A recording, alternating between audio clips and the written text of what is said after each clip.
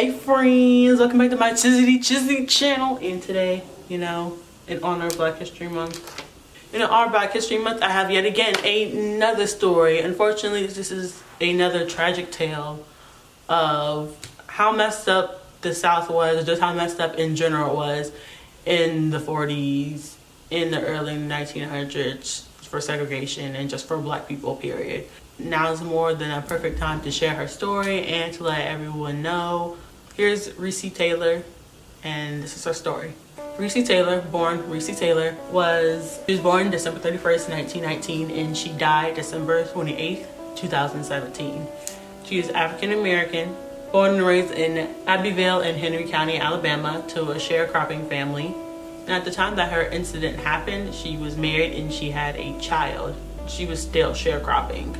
As Recy was walking home from church on September 13th, 1944, with her friend Fanny Daniel and Fanny Daniel's teenage son, Wes, a car pulled up alongside the road, and in that car were 6 white men, all with guns. They were all armed, and they pointed their guns at Recy and told her to get in the car.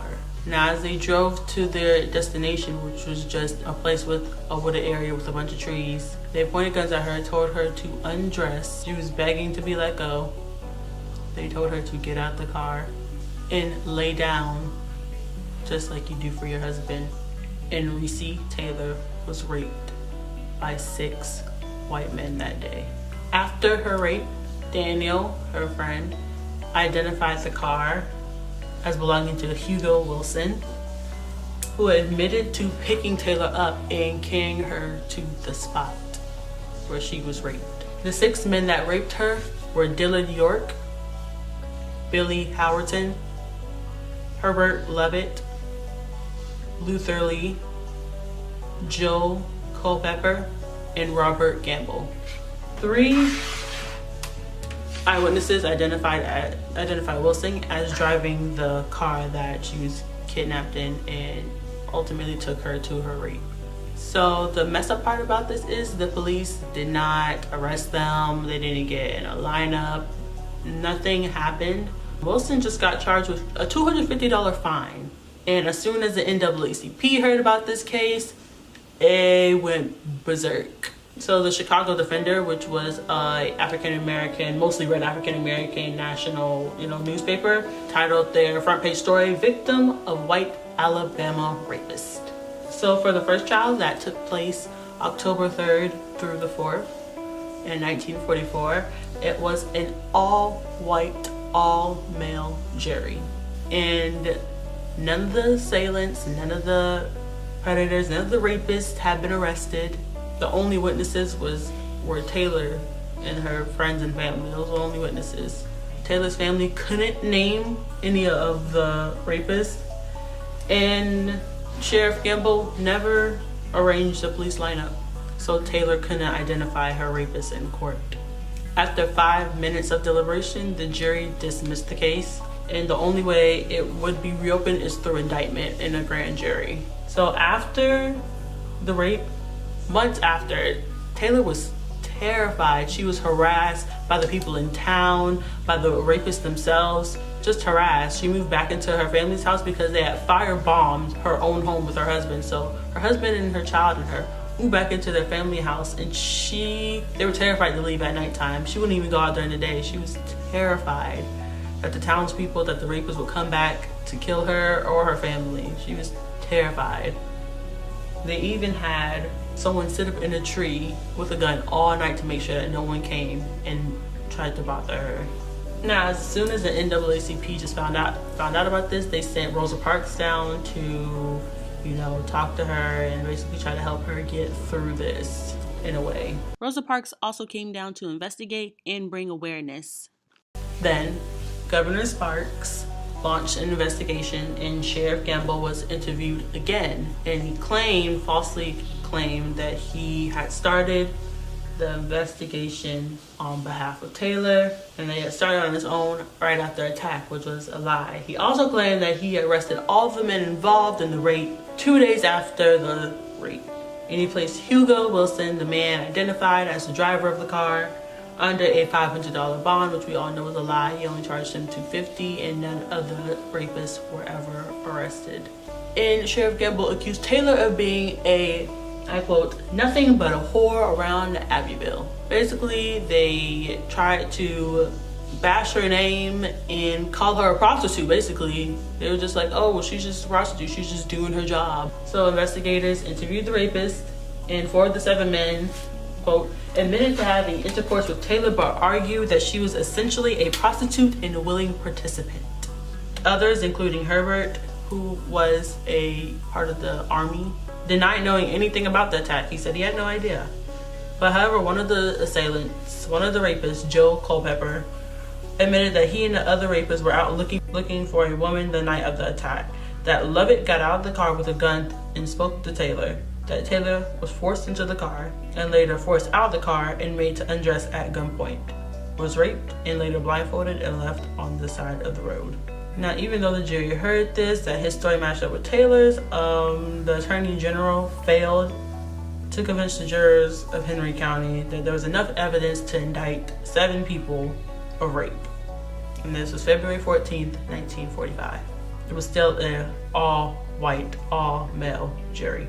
African-American community as a whole was just plain shocked by what happened. Not only did the first one get dismissed by an all-white, all-male jury, the second trial got dismissed by an all-white, all-male jury with the confession of one of the rapists saying exactly what Taylor had stated the first time, that she was raped by 6 white men and kidnapped. Not only that, in the second hearing, they were a lot more hostile because they had started that terrible rumor that Recy was a prostitute. She was not a prostitute. Sharecropper. The Assistant Attorney General stated that, and I quote, this case has been presented to 2 juries in Henry County, and both grand juries have not seen fit to find an indictment, claiming that no facts or circumstances connected with this case have been suppressed. They literally had a confession from one of the rapists himself saying the exact same thing that Taylor said, and yet none of these men were arrested, prosecuted, nothing. The only person that was prosecuted, my mistake, the only person that had to do anything was Wilson. That's because he drove the car and he only got charged $250. Besides the terrible outcomes that she faced, there was actually some good in this case. Actually, it was definitely a major victory for the NAACP because they definitely used this as for the Montgomery boycott, and definitely moved forward America as a whole to see that actually that this happened on a regular basis, that if you were a black woman living back then, there was definitely a chance that you could be walking down the street and be raped by a white man. And then not only wouldn't matter because you were basically seen as insignificant, nothing, they wouldn't get charged. They could go on about their lives. They could literally rape you and live as nothing happened, and yeah, you have to suffer with the consequences. You get called a whore or a prostitute, or you may get pregnant by them, or all these things. You have to deal with the backlash, but they get to go on living their lives after they raped you. She was still living in fear for 20 years after the attack happened, terrified of the white people in the town, terrified of her rapist. She eventually moved to Florida and she worked picking oranges, and she later separated from her husband. Her only child, she died in 1967 from an automobile accident. And after that, Taylor just lived in Winter Haven, Florida for a long time. At a certain point, her family moved her back to Abbeville because of her health was declining. And that's where she lived out the rest of her life. She died sleeping at a nursing home in Abbeville, Alabama, December 28th, 2017. She was 97 years old. And she was buried next to her daughter at New Mount Zion Free Will Baptist Church. From an article, again, still talking about Recy Taylor, but it was just talking about how this was not, I don't want to say normal, but this happened a lot, and she was not the only one to be raped. She probably might have been the only one gang raped by 6 guys, men, but it happened to other women just like her. So in March 1949, Gertrude Perkins, she was 25, was assaulted by 2 Montgomery, Alabama police officers. Says she was walking home in the dark when they stopped her, accused her of public drunkenness, and forced her into their car. They drove McGraw wrote, to the edge of a railroad embankment and raped her at gunpoint. It says, even if men were convicted of rape, the political system found ways to excuse them, according to the troubling mind Black Southerners in the age of Jim Crow. Cole Blease, the governor of South Carolina from 1910 to 1914, made prolific use of his pardoning powers, issuing 1,700 during his tenure.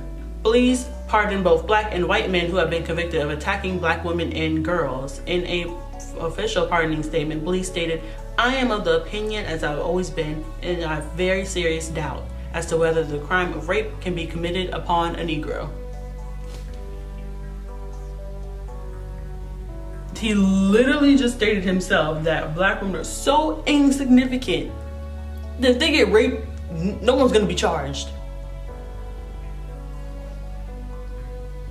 Not a Black man, not a white man.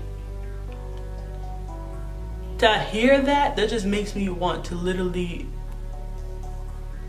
throw up. Like, I can't understand how rape is still not seen as a big thing. I feel like even now, it's not a big thing. I watched a documentary recently, which I will be reacting to, of this woman who claimed that Tupac had raped her.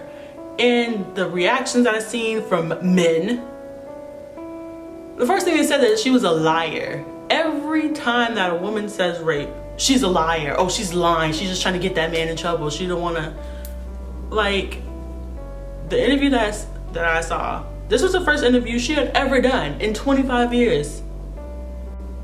First interview. So if she's such a liar and she's just trying to get him in trouble, why wouldn't she been out saying that she got raped back then and doing all these interviews? Like, it sucks because anytime a woman is raped or says that she has been raped, dudes always be like, oh, well, what were you doing? What were you wearing? Oh, well, you must have done something to tip him off. And it's always the victim's fault for some odd reason. It's never the man's fault. It's never, oh, this is just a piece of asshole and this is what he does. No, it's always, oh, well, she must have done something.